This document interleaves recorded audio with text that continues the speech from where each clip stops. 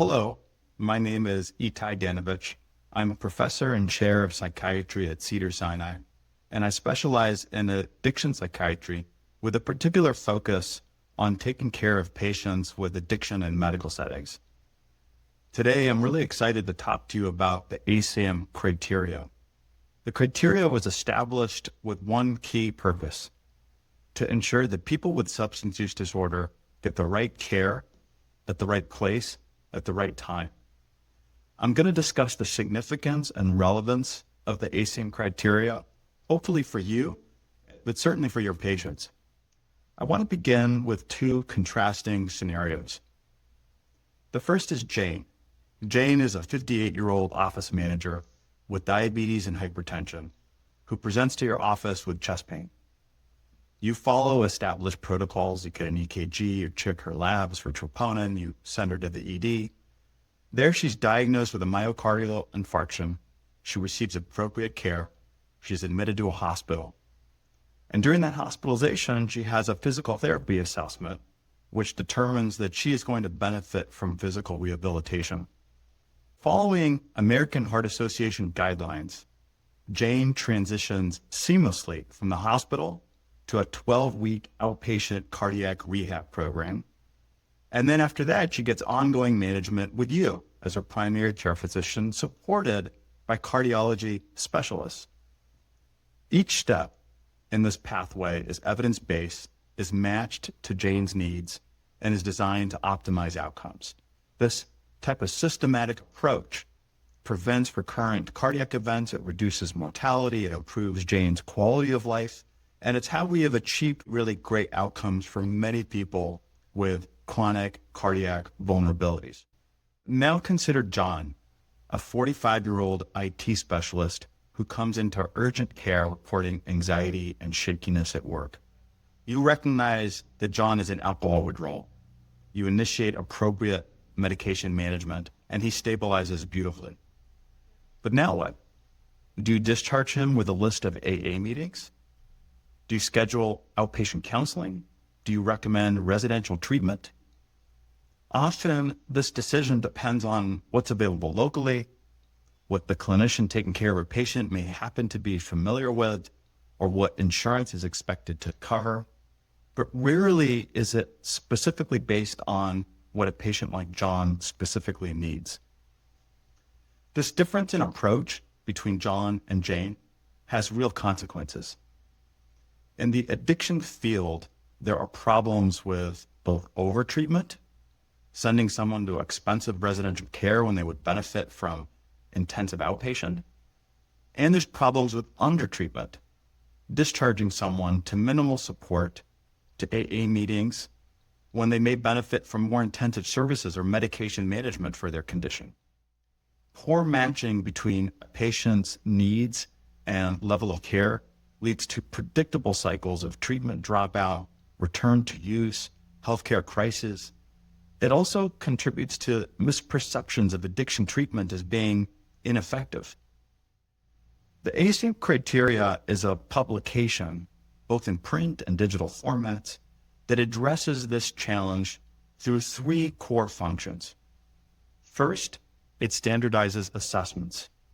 Rather than relying on subjective determinations, the criteria provides guidance for a systematic biopsychosocial evaluation. It parallels how physical therapy uses assessments to determine, to drive what level of care somebody needs: acute rehab, skilled nursing, home health services.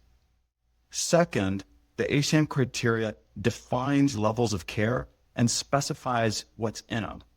The criteria establishes a clear continuum from outpatient through residential, with each level having specific criteria and expected outcomes and items that form that level of care that are all specifically characterized. And third, it establishes decision rules. This is basically algorithms that match a patient based on their biopsychosocial evaluation to appropriate levels of care. So is this a system that we should trust, these algorithms and this approach? Well, the ASAM criteria was developed and refined over decades with rigorous methodology. The criteria has been also validated across diverse populations and clinical settings And studies consistently demonstrate better outcomes when patients are systematically matched to appropriate care levels through the ASAM criteria. And most important, the criteria is designed for real-world implementation. So it's practical, it's usable in a range of clinical settings. It integrates well with existing clinical workflows, whether it's primary care, acute care settings, or specialty care settings. And there are many tools that support its appropriate use and adoption. So let's return to John and see how the ASAM assessment works in practice. The ASAM criteria evaluates 6 key dimensions. Dimension 1 is intoxication, withdrawal, and addiction medications. John had mild withdrawal. He's now medically stable, and he's interested in medication treatments for alcohol use disorder, which you are comfortable prescribing. In Dimension 2, which is biomedical conditions, John is generally healthy with no acute medical issues requiring specialty care. Dimension 3 is psychiatric and cognitive conditions. John has a history of some mild anxiety, but no major psychiatric comorbidities or need for acute psychiatric services. In Dimension 4, which is substance use related risk, John's work performance has deteriorated, is suffered as a result of his drinking, and his job is at risk. So this is a concern.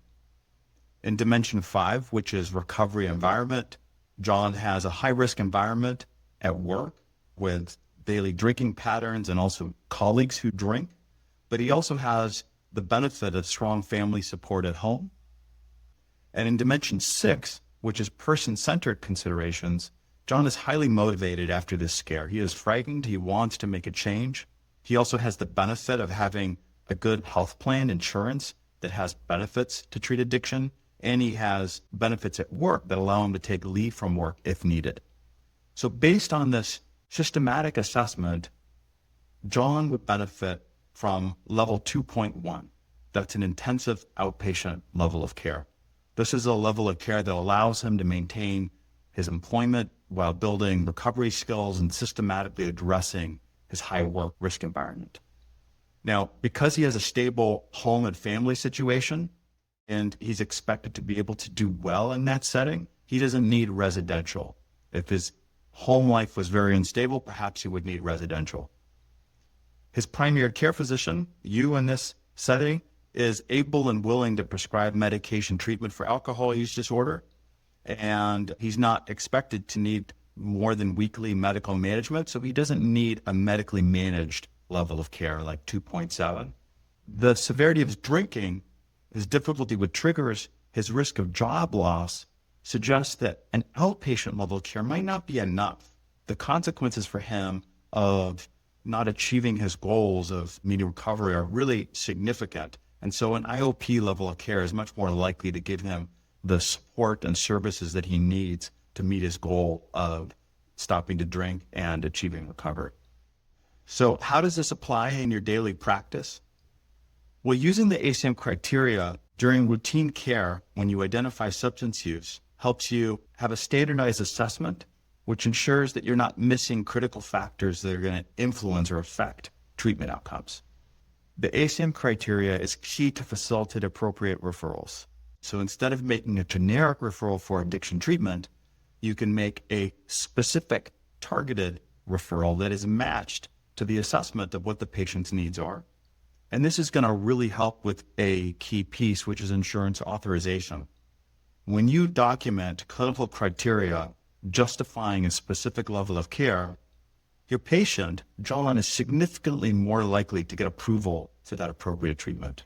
Insurance companies increasingly require ASAM criteria-based justification for authorization, and this is increasing across more and more health plans. Where can you learn more about the ASAM criteria? The ASAM website offers comprehensive resources, including implementation tools, assessment guides, and training materials specifically designed for all types of providers, from primary care to specialty care. Also, many electronic health record systems now include ASAM assessment tools, making it easier to integrate systematic decision-making into routine workflows. These tools can prompt you through the 6 dimensions that we went through and generate appropriate level of care recommendations.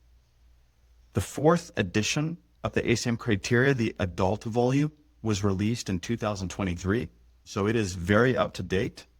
ASAM is also developing volumes specifically for adolescents, for justice-involved populations, and for behavioral addictions, which will be expanding this systematic approach that we've been discussing to these really, really important specialized populations. Let me conclude with several key points. First, addiction is a medical condition, and appropriate treatment is highly effective when properly matched to a patient's needs. Second, the ASAM criteria provides the systematic, evidence-based approach to treatment matching that we routinely use for other chronic conditions.